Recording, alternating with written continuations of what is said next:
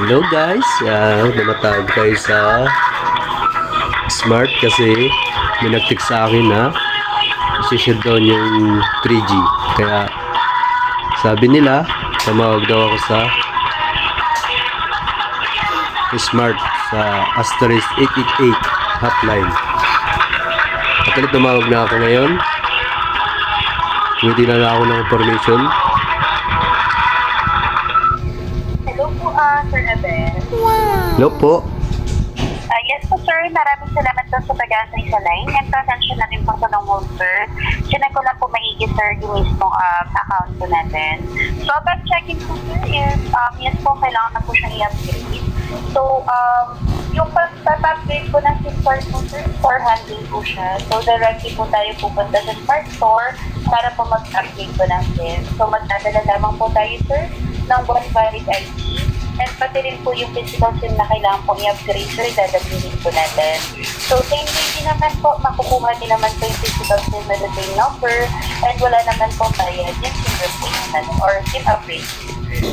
Bali pupunta po sa sa mismong Smart Store po, sir. Yes po, sila po kasi nagpa-process sir na update, mag-upgrade po ng SIM card po. Sila po yung may tools na ginagamit po para malipat po yung ating number sa bagong upgraded na SIM and para mabigyan po kayo ng SIM card. saan po kaya dito ang malapit sa Kalamba? Kalanda. Sige, sir, i-double check ko po. Per moment lang po, sir.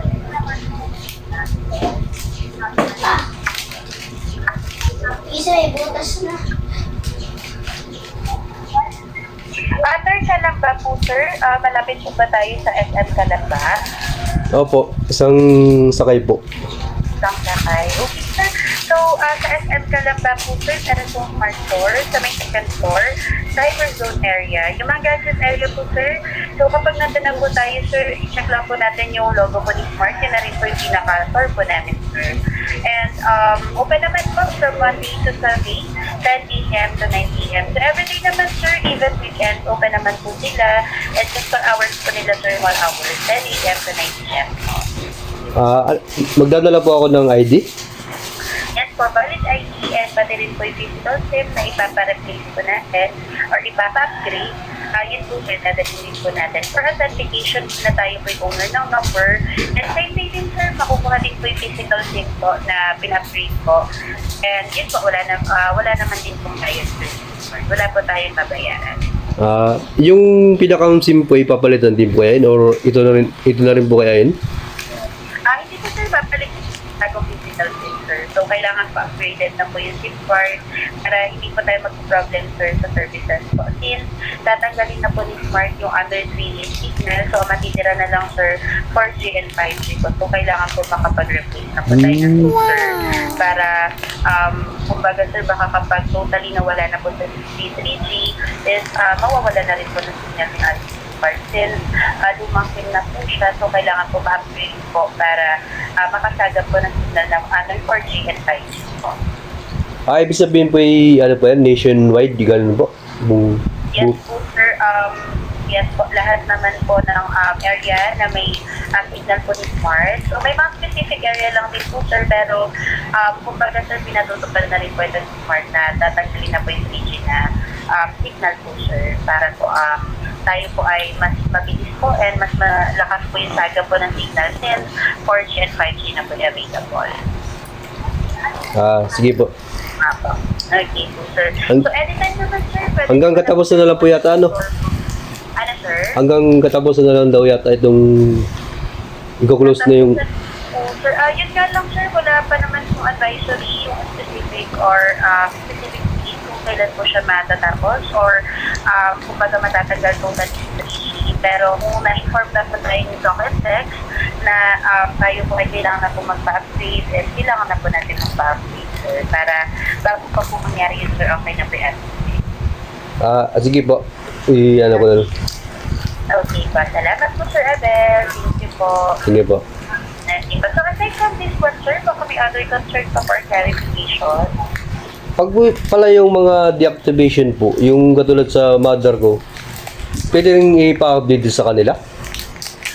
Kapag deactivated na po yung number sir, yung matagal na po hindi napapaloadan. Oo. Okay po. So kapag deactivated na po yung number, sir, there is no way na po para ma-retrieve yung mismong number po, sir. Since yung pinaka-number po or yung pinaka-system po ng ating number is no longer active na po. Even pa po sa store, kapag sinabi pong full account na po or deactivated na po yung number, wala na rin po itong means na ma-reactivate, sir. So matagal na po bang hindi napaloadan yung number ng mother, sir? Matagal na yata po na ano? Okay po. So kapag yung isang number, sir, na umabot po ng 6 months na zero balance or hindi po napapaludan, automatic, sir, deactivated na po yung number. So, unang-una na po nangyayari dyan, sir, hindi na po natin mapapaludan yung number. Hindi na po Oo nga, hindi na po na naluludan. Yes po, sir. So, yun na po yung sign, sir, na deactivated na rin po yung number. Yes, matagal na po natin itong hindi napaloadan, sir. Then, yun po, deactivated na po. Yung pinaka-system po, sir, no longer active. Sige po. Wala.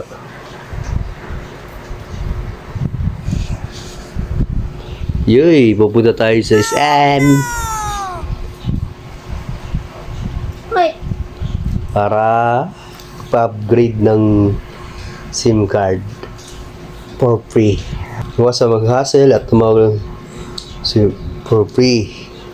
Kasi siya doon ng 3G service area mo, maaari kang mawala ng signal o text. Yun lang.